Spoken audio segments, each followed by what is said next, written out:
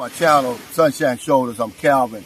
I got a special guest today. Welcome, Steve, to the Sunshine Shoulders community. Thank you, Cal. I appreciate it, man. Yeah, Steve showed up here. How long did you say it took for you to meet me?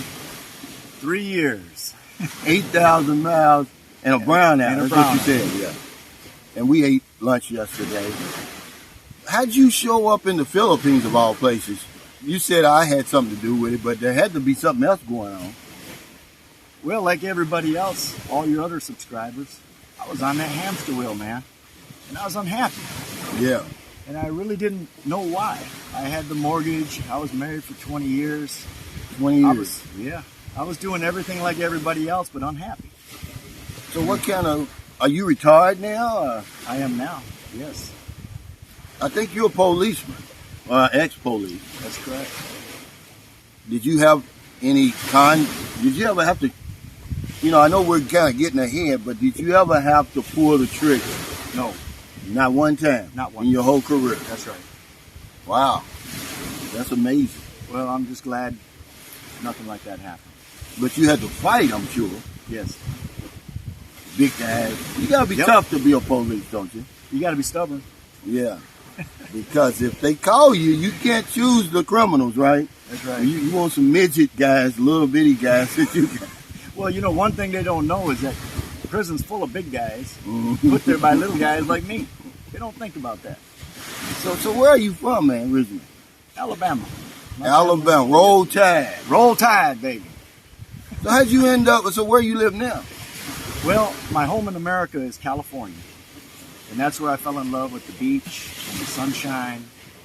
And also met my first Filipino. Oh, wow. Which changed everything. But did you ever come to the Philippines before? No. This your first time? Absolutely. So what do you think about this place? Calvin, where you are at is heaven. CTishay is breathtakingly beautiful. Yeah. And the people are amazing. How long you been here in CTishay? I've been in CTishay for 3 days now. It's a bigger island than people think. There's a lot to do here and a lot to see. Yeah. And it's gorgeous. Well, one of the subscribers said, "You're going to get bored over there." And I'm like, bored? I mean, what do you want me to do, build a disco on the damn grounds? I mean, this is exhilarating to me. I get up every morning and, I can hear this. I got the beautiful coconut trees, palm trees, then I got a beautiful woman next to me. What's to get bored with? What more could you ask for? Yeah, what more could you ask for? He must be 30 years old or something. I mean, you can be as busy as you want to be. Yeah. Well, I mean, chasing women and getting drunk and waking up broke every day, that's boring to me. I did that in my 20s. Man. Yeah, that's what I mean. How old are you, by the way? I'm 60. You're 60 years old. The same age as you. Yeah, I'll be 60 in about 11 days if the creek don't rise, man. I want to reach that big 60. You're going to make it. I got a feeling you'll make it. Yeah, I hope, man. Now, when did you arrive here in the Philippines? I got here 3 weeks ago. And I got the standard 30-day visa. Yeah. And decided to check out the Visayan Islands. How you getting around? I rented a motorcycle. I've been riding a motorcycle for 50 years. I'm familiar with it. I'm comfortable with it. And it's the best way to get around. Yeah. It's cheap. You can go through traffic. It's dangerous, but isn't everything. Yeah. It's great. I've got something I'm going to give you today. It's like a skull cap that you put under your helmet, because those helmets you rent, you don't know where they're coming from. That's true. So one of my subscribers, Jack over there, he gave me like 9 of them, and that's what they're for. They're skull caps that you put on to, because you rent these helmets, and I'm sure they don't clean them. Well, guys like me and you, we gotta have something up here. Yeah, absolutely. Now, everybody wants to know this, and have you had any luck with the women since you've been here? Well, I'll tell you this, Calvin. I took your advice, and I came over here being respectful and humble. Yeah. And I found that the more humble I am to people, the nicer they treat me.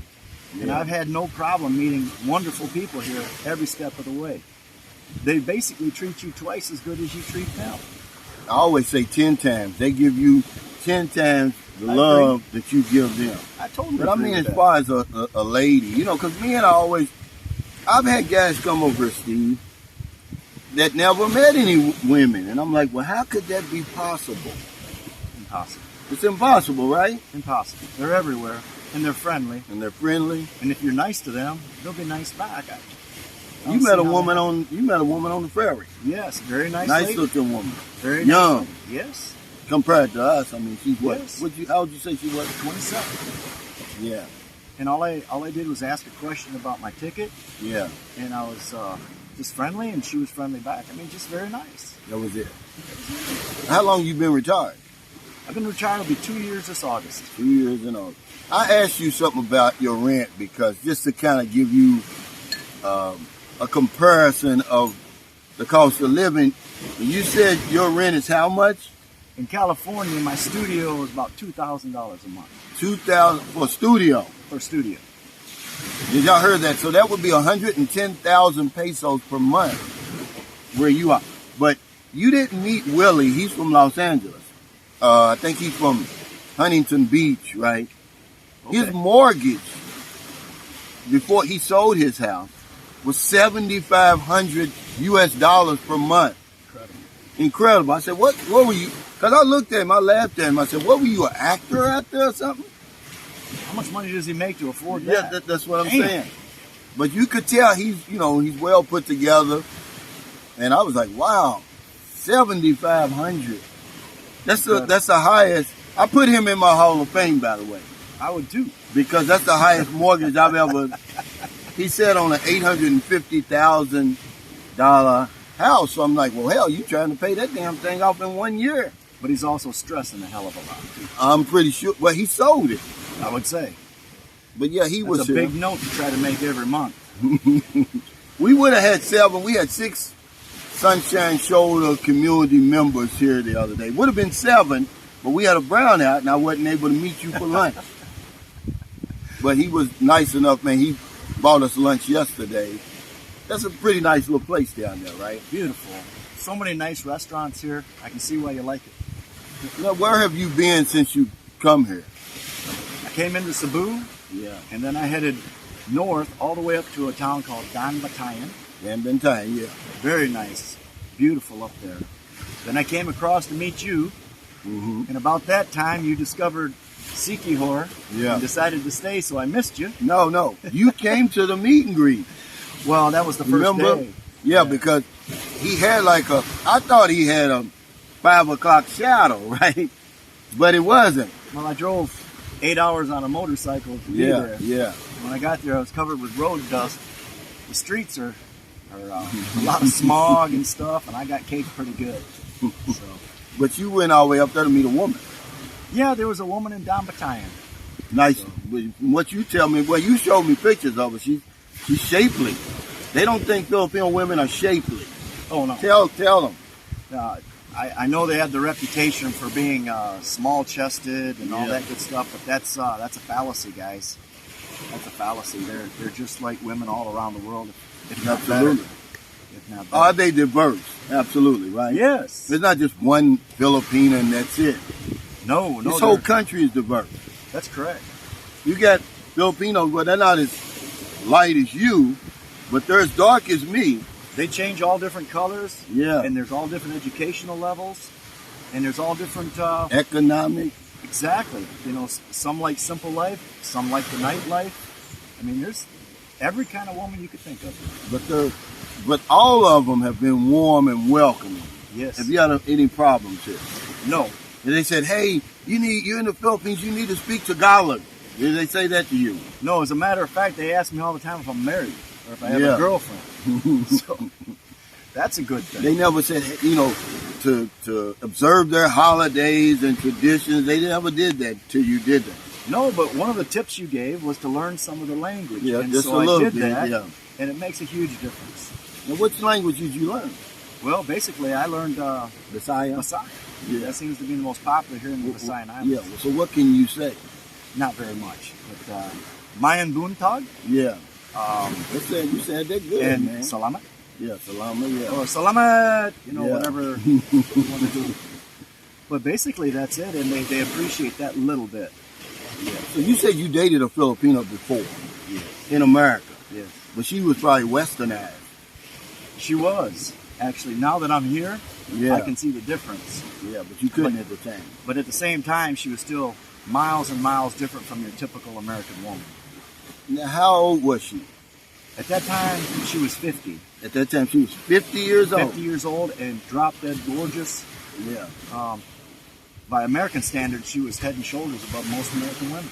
Yeah. Now, a Younger women. 50-year-old woman over here looks old. I guess because of the sun beating down on you all the time and the hard work. Maybe. But most of the 50-year-old women over here, because you're not dating a 50-year-old. No. So you dated one over there. Why didn't you date one here? Well, because in America, a 50-year-old Filipina Yeah. is top of the stack. She's Yeah, gorgeous, yeah. she's accomplished, and she really stood out. She's an amazing woman. Here in the Philippines, I'm sorry to say, but if you're a 50-year-old woman, you've got a lot of competition. Yeah. There are 20-year-olds, 30-year-olds that just are amazing, and that's who they're competing against. 40-year-olds?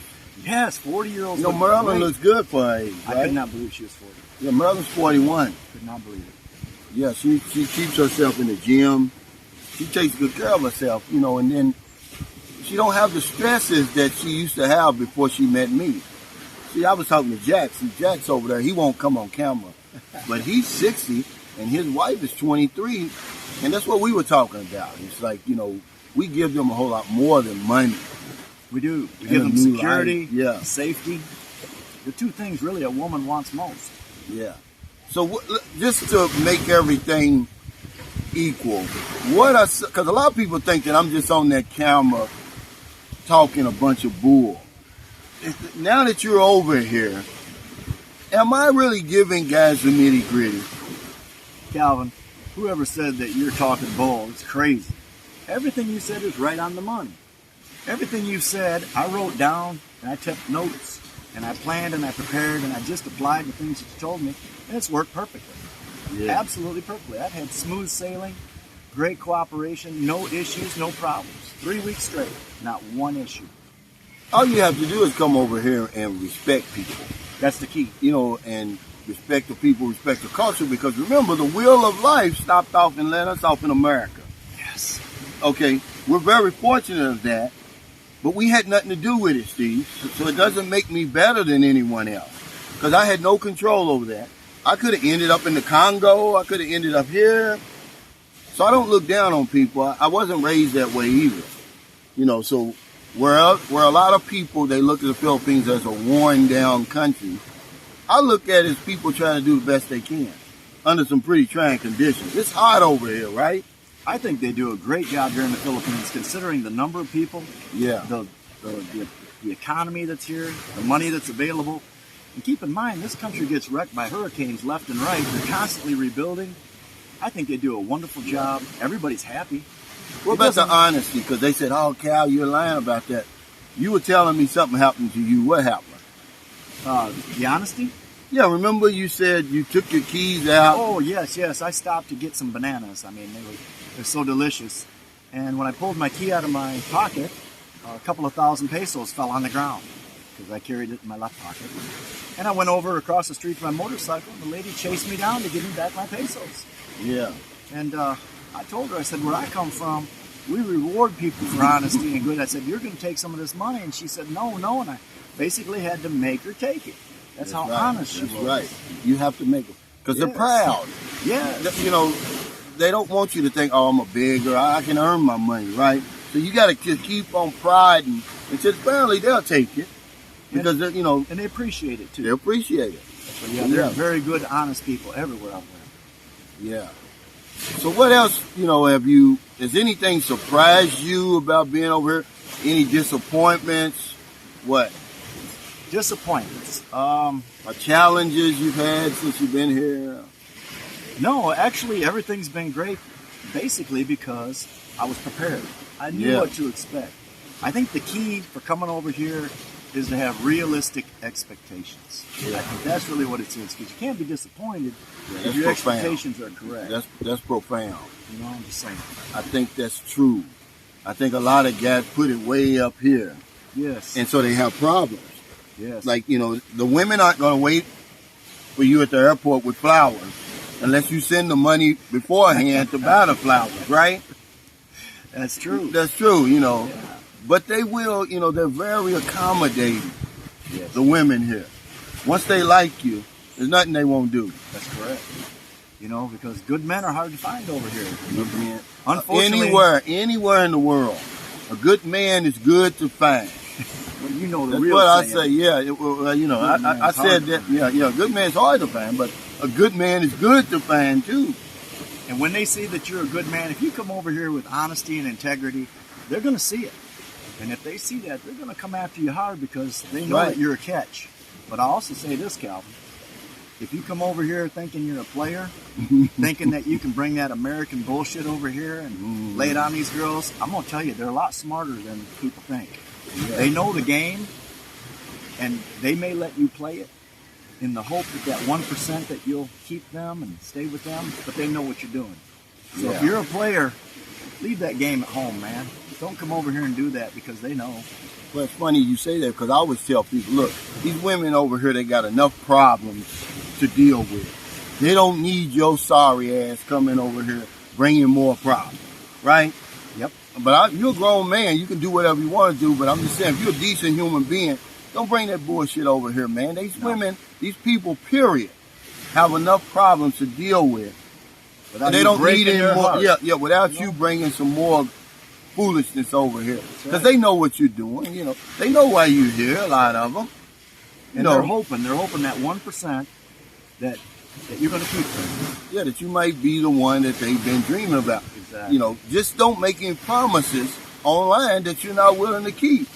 Yes. Because they're going to remember everything you said. You were talking about writing stuff down. They're writing stuff down. If you say, hey, we're going to Baraka, we're going here, you're going to be the only one I'm going to be with, they're going to hold you to that, see? They're going to hold you to that. But see, you've been here to CTishay now. You see my place. Is it worth what I'm paying for it? You've got a gold mine here. This is amazing. It's a lightning strike is what it was. It was. I don't think you can find anything like it anywhere else around here. It's gorgeous. It is, man. It's the breeze. We get free airtime. There's a breeze going. You can see the leaves moving now up above my head. You're not sweating. It's beautiful. Yeah. I want to thank you for that book. He gave me a book of quotes. Because, you see me quoting people all the time. He said, I'll be seeing you quoting. Then he forgot to bring these memory pills. Because he said, Cal. See, I needed to take one. He said, I get them from, he said, Joe Rogan takes them, right? That's correct. He said, because I see you a lot of times on there, you forgetting stuff, right? You're trying to pull up stuff. Facts and figures, yeah. And I thought that was funny. I like that you do research before you come on here. Yeah. It's good, and the numbers matter. Yeah, it does. It does matter. Numbers don't lie. Really, science doesn't lie a lot of times. But whenever I'm going to talk about something where I should present the numbers and the facts, I do it. That's right. It just gives you more credibility. Yeah. I mean, you're giving your own perspective. But then when you give facts, it applies to everybody. It applies to everybody, man. But thank you, Steve, for doing this, man. Because a lot of guys, look, I want to get other people's perspective. They're always hearing mine. But a lot of you guys, you're too damn secret. It's like, what you got to hide? Yeah, because we're in Southeast Asia, they feel embarrassed. I'm not embarrassed. I'm proud to be here. Because I know that for every Steve and every Calvin, there's 1,000 men who would love to be sitting in our spot. And you should come, too. Yeah. The weather's beautiful, right? Everything's beautiful, man. The food's great. Weather's great. Wonderful. Yeah. Well, thank y'all so much for stopping by. If you're in America, it's getting late. Before you let your head hit the pillow, please find somebody to help. That's one thing you said. You said you taking that to heart. Changed my life, man. You said you started helping people. Yep. Every day. And I started doing that, forcing myself at first, and I started looking at people a little differently after that. Yeah. And it changed me. Because you was a cynic. As a police, you saw a lot of bad. So you thought, well, there's no hope. I was jaded. Yeah. I was. I got negative and probably cost me my marriage, to be honest. Yeah. And that's why coming to the Philippines has changed me. It's truly changed me. It's softened me and showed me that there's a better way to live. Yeah. Thanks, man. If you don't want them late grocery runs, beer runs, weed runs, is weed legal in LA? I mean, in California? It is. If you're on second shift or you're on your lunch break, and you see somebody on the street or wherever you see them, buy them something to eat, buy them something to drink, give them a few dollars. We're in the Philippines, I guess it's about 8:30 a.m. Beautiful Wednesday morning. What are you going to do today, man? Whatever I want. That's right. Yeah, we're retired. That's right. You don't even have on a watch. I noticed that yesterday. No plan is the best plan. That's right. Have you ridden around the island yet? I did. Took 3 hours. 3 hours. Wow. Wonderful. Beautiful. You probably can't get around Oceanside in 3 hours, can you? That's where you live, right? The traffic, yeah, you're right.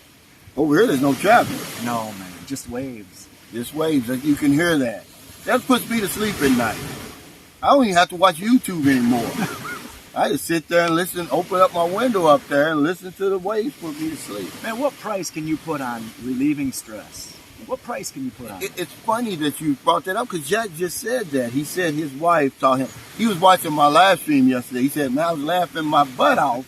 He said, so I didn't realize it. He said, but his wife was filming him laughing. And then when it was over with, she showed it to him. She said, this is not the Jack I met when you first got here to the Philippines. The Philippines will change you. You're not going to change this place, guys, okay? But it will change you. It would remove all that stress.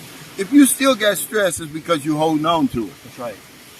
Yeah. But not a day goes by, I don't help somebody over here, Steve. Every single day that I've been here in the Philippines, I've helped somebody. And even in the smallest way. Because if I don't know anything else, I know this one thing for sure. When we help other people, we help ourselves. Take care, stay safe, stay out of trouble. And I'll see you next time. Yeah, that was